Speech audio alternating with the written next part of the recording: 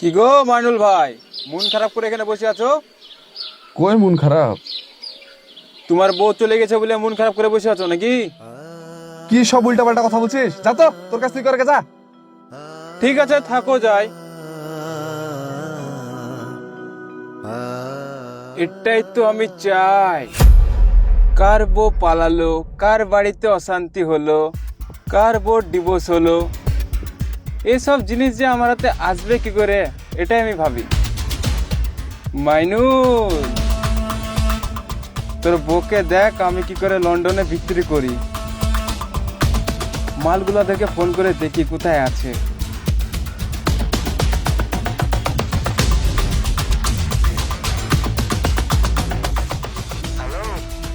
বলছি যে কাল সকালে আমার দোকানে চলে আসিস তো, খাসা মাল পেয়েছি। ঠিক আছে, এদিকেও কমপ্লিট। এখন আসা শুধু কালকেকার অপেক্ষা, ভালোই হবে। জানো, তোমার সাথে থাকলে আমার পুরো পৃথিবীটা রঙিন লাগে। আরে তুমি তো আমার পৃথিবী। তাই বুঝি? হ্যাঁ তাই। আচ্ছা, তোমার এই পৃথিবীটাকে তুমি নিজের করে নাও না। মানে? চলো না আমরা বিয়ে করে নিই। কি বিয়ে? হ্যাঁ, আমি মাইনুলকে ছেড়ে চলে এসেছি। ছেড়ে চলে এসেছো মানে? হ্যাঁ, আমি ছেড়ে দিয়েছি। তোমার আমার মধ্যে আর কোনো রকম বাধা নেই। আমরা এই লুকোচুরি মেলামেশা শেষ করে ফেলি। তোমার কি মাথা খারাপ হয়ে গেছে? মানে? শোনো, যে মাইনুলের মতন একজনকে ছেড়ে দিতে পারে তার সঙ্গে বিয়ে করে যাই হোক সংসার করা যায় না। তাহলে এতদিন এসব কি ছিল? কই কি ছিল? আমাদের মধ্যে তেমন কিছু হয়নি তো। তাহলে এই যে ভালোবাসি ভালোবাসি দিনের পর দিন আমাকে সময় দেওয়া, রাতের পর রাত ফোনে কথা বলা, তাহলে এগুলো কি ছিল? কেন ঘৃণা করি যদি বলতাম তাহলে কি সারা রাত ধরে কথা বলতে, না একসঙ্গে ঘুরতে যেতে? তার মানে তুমি আমার সাথে এতদিন ধরে? হ্যাঁ, এতদিন ধরে তুমি যেটা ভাবছো সেটাই টাইম পাস ছিল। আমি তোমার জন্য এত বড় স্টেপ নিলাম, আবার সবকিছু ফেলে দেবে তোমার পেছনে ছুটলাম, আর তুমি মাঝপথে আমাকেই ছেড়ে দিলে। সেটা কি আমাকে জিজ্ঞাসা করে বলেছিলা, না আমি বলেছিলাম? যে মেয়ে তার স্বামীর হাত ধরে থাকতে পারে না তার সঙ্গে টাইম পাস করা যায়, বিয়ে করে না ঘরের বউ করে তোলা যায় না।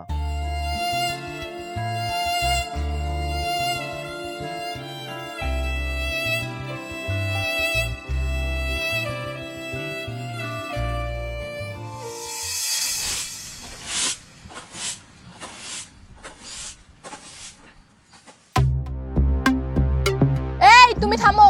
হ্যাঁ বলো। কি ব্যাপার, বোনকে ঘরে ঘরে পুষবা নাকি? কি করব বলো, উড়ে এসে জুড়ে বসেছে। তুমি কি করবা না আমার দেখে লাভ নাই। মহারানীকে আমি পুষতে পারবো না। তুমি কি ভাবছো আমার খুব ভালো লাগছে?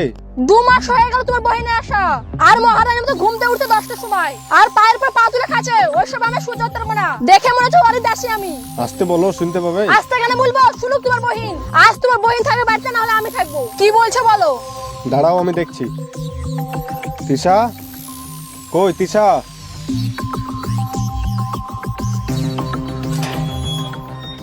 শোন, তোকে অনেক দিন থেকে একটা কথা বলবো ভাবছিলাম। তোর তো হইলো এখানে 2 মাস আসা, তুই বাড়ি যা, দে সংসার কর গা। তোর লেগে আমার সংসারে অশান্তি হয়েছে। হ্যাঁ, তোর সংসার ঝামেলা হচ্ছে, সেটা আমাকে আগে বলে দিতিস, আমি থাকতাম না তোর বাড়িতে। আর যে তুই আমাকে বললি ওর সংসারে ফিরে যেতে, দেখ ওর সংসারে আমি যাব না। ওপরওয়ালা 4টে হাত পা ঠিকই দিয়েছে, ঠিক ইনকাম করে নিজেই একটা ব্যবস্থা করে নেব।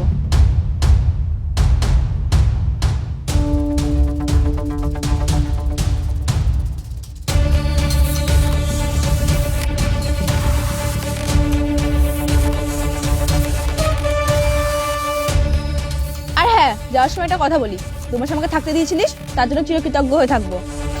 এটা তুই ভুল ভাবছিস রে বহিন।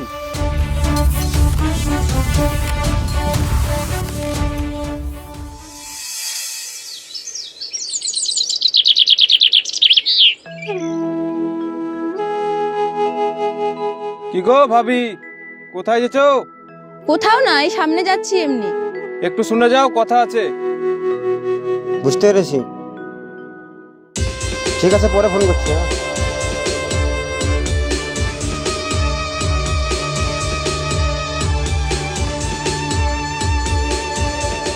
শুনলাম নাকি ভাইয়ের সাথে ঝামেলা করে চলে এসছো?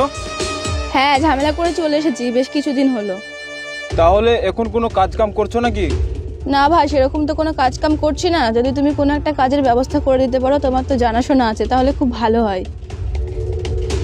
কাজ বলতে গেলে একটা আছে, নার্সিং হোমের কাজ। তুমি করবা? আমাকেও বলছিল একটা মেয়ে দরকার আছে, তাই তোমাকে আমি বললাম। হ্যাঁ ভাই, আমি অবশ্যই করব। তুমি আগে জানো, তারপর আমাকে ফোন করে বলে দিও। তোমার মুখ দেখে তো মনে হচ্ছে তুমি সকাল থেকে কিছু খাওনি। একটু বসো তুমি।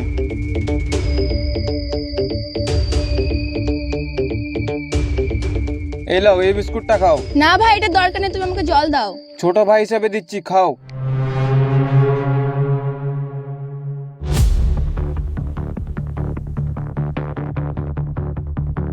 এই লাও জল।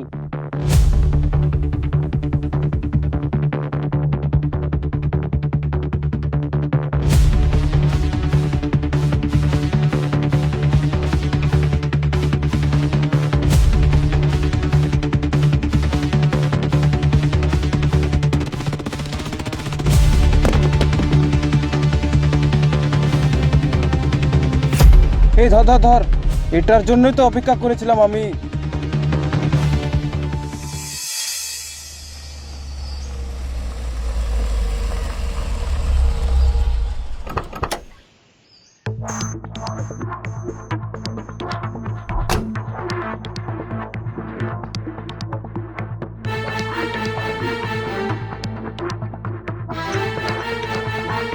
হ্যালো দাদা।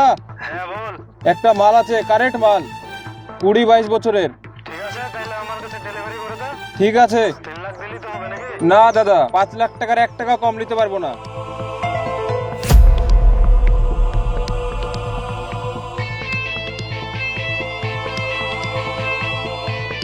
আপনাকে আমি হোয়াটসঅ্যাপে ছবি সেন্ড করছি, আপনি দেখলেন? হ্যাঁ, এখন ছবিটা তুলে পাঠিয়ে দে। একদম 1 নম্বর মাল।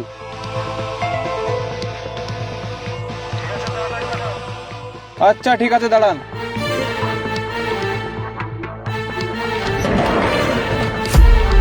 এই মেয়েটা কই রে? তার ভিতরে ছিল। কোথায় গেল রে মেয়েটা? ওদের পাড়াতে তাদের তো।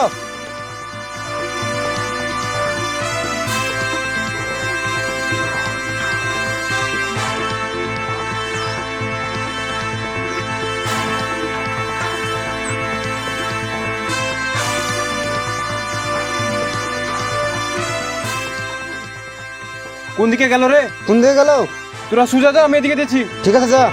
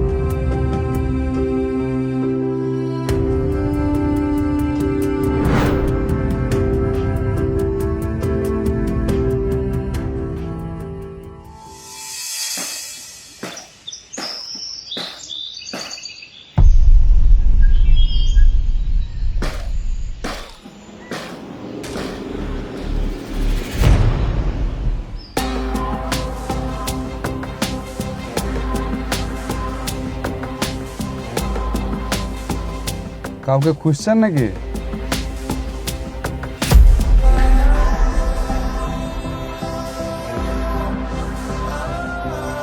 আরে তুমি এতদিন পর আমার বাড়িতে, জিনে টেনে ধরেছে নাকি?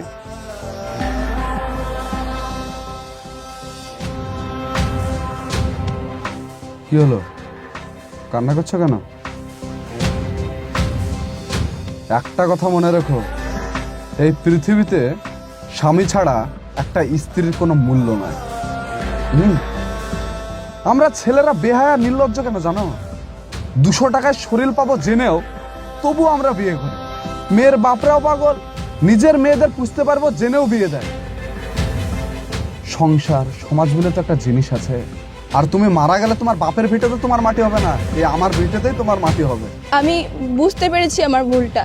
আমি বাইরের জগৎটাকে যতটা সহজভাবে নিয়েছিলাম, জগৎটা ঠিক ততটাই কঠিন। তুমি ওই ভুলগুলো ভুলে আমাকে ক্ষমা করে দিতে পারবে না?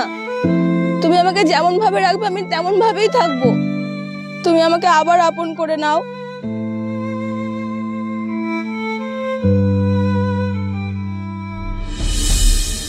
আমার প্রিয় বোনরা, যাদের বিয়ে হয়েছে তারা একটা কথা মাথায় রাখবে, স্বামীর চেয়ে আপনজন এই পৃথিবীতে আর কেউ হয় না। কারণ সে তোমার সারা জীবনের সব দায়িত্ব কোনো শর্ত ছাড়াই মাথায় তুলে নিয়েছে। একজন ছেলে শুধু শারীরিক চাহিদা পূরণের জন্য বিয়ে করে না, সে চাহিদা চাইলে বাজারেও পয়সা দিয়ে কিনতে পাওয়া যায়। বিয়ে করে একে অপরকে পরিপূরক হওয়ার জন্য, দুঃখ কষ্ট আনন্দ সবসময় পাশে থাকার জন্য, পাশে পাওয়ার জন্য। একটা কথা মনে রাখবে, বিচ্ছেদ শয়তান খুশি হয় আর বন্ধনে রব খুশি হয়। সো ভালো থাকবেন, সুস্থ থাকবেন, দেখা হচ্ছে আপনাদের সঙ্গে আবার নেক্সট ভিডিওতে।